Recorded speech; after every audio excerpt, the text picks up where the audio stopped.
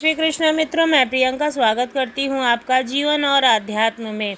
मित्रों, आज की जो साखी है उसका शीर्षक है पश्चाताप। चलिए सुनते हैं कहानी को। एक नगर में एक जुलाहा रहा करता था। वह स्वभाव में अत्यंत शांत, नम्र और वफादार किस्म का था। उसे क्रोध तो कभी आता ही नहीं था। एक बार कुछ बालकों को शरारत सूझी। वह सब उस जुलाहे के पास यह सोचकर पहुँचे कि देखो इसे गुस्सा कैसे नहीं आता है। उनमें एक लड़का धनवान माता पिता का पुत्र था। वह वहां पहुंचकर बोला, यह साड़ी कितने का दोगे? जुल्हे ने कहा, 10 रुपए की। जब लड़के ने उसे चिढ़ाने के उद्देश्य से साड़ी के 2 टुकड़े कर दिए और एक टुकड़ा हाथ में लेकर बोला, मुझे पूरी साड़ी नहीं चाहिए, मुझे तो यह आधी ही चाहिए, इसका दाम क्या है? जुल्हे ने बड़ी ही शांति से कहा कि 5 रुपए। लड़के ने उस टुकड़े के भी 2 भाग किए और फिर दाम पूछा। जुल्हा अब भी शांत था। उसने बताया 2.5 रुपए।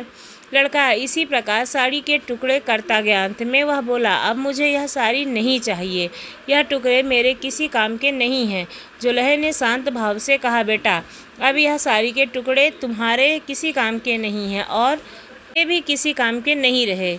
अब लड़के को शर्माई और कहने लगा, मैंने आपका जो नुकसान किया है, अतः मैं आपकी साड़ी का दाम दे देता हूँ। जुल्हे ने कहा कि जब आपने मुझसे साड़ी ली नहीं तो मैं आपसे पैसे कैसे ले सकता हूँ? यह सुनकर लड़के का अभिमान जागा और वह कहने लगा कि मैं बहुत अमीर आदमी का बेटा हूँ और आप एक गरीब आदमी हो।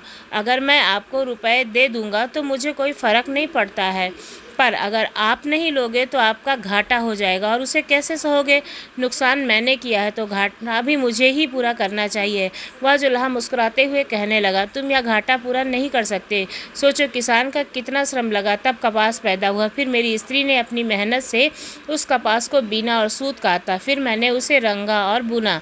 इतनी मेहनत तभी सफल होती है जब इसे कोई पहनता है और इसका उपयोग करता है, इससे लाभ उठाता है। पर तुमने तो यह सारी टुकड़े टुकड़े में कर डाली, इसका रुपयों में यह घाटा कैसे पूरा होगा? जुल्हे की आवाज़ से आक्रोश के स्थान पर अत्यंत दया और सौम्यता थी और लड़का शर्म से पानी पानी हो गया था, यानी कि वो शर्मसार हो गया था। उसकी आंखें भर आई थी और संत जी के पैरों में वह गिर गया। तब जुल्हे ने उसे उठाते हुए उसकी पीठ थपथपाते हुए कहा, बेटा, ये रुपए ले लेता तो मेरा काम चल जाता, पर तुम्हारी ज़िंदगी का वही हाल होता जो इस साड़ी का हुआ। साड़ी एक गई, दूसरी बना दूंगा, पर तुम्हारी ज़िंदगी ही एक बार अहंकार से नष्ट हो जाती तो ज़िंदगी तुम कहाँ से लाते? तुम्हारा पश्चाताप ही मेरे लिए बहुत कीमती है। मुझे तुमसे कुछ नहीं चाहिए, सीख। संत जी की ऊंची सोच और से लड़के का जीवन बदल दिया। ये कोई और नहीं, संत कबीर साहब थे।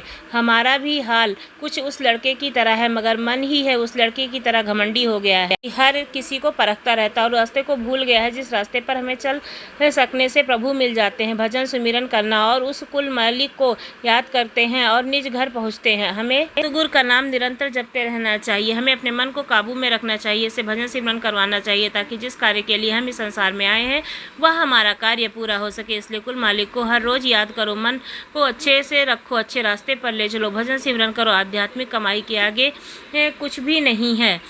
संसार में रहते हुए आगे बढ़ते रहना चाहिए। पश्चाताप से हमारे मन में निम्रता आती है और झुकना भी सीखते हैं। हम झुकना सीख गए तो आप परमार्थ के रास्ते पर चले जाओगे और हमारा सच्चा मित्र बन जाएगा। जब हमारा मित्र बन जाएगा तो हमें किसी से डरने की ज़रूरत नहीं है। फिर हमारा मुकाबला करने में भी आसानी होगी और मनुष्य का जीवन धन्य हो जाएगा। जब लग तेल दिए मुख बाती, तब सूझे सब कोई। तेल जले बानी ठहरानी, सूना मंदर होय।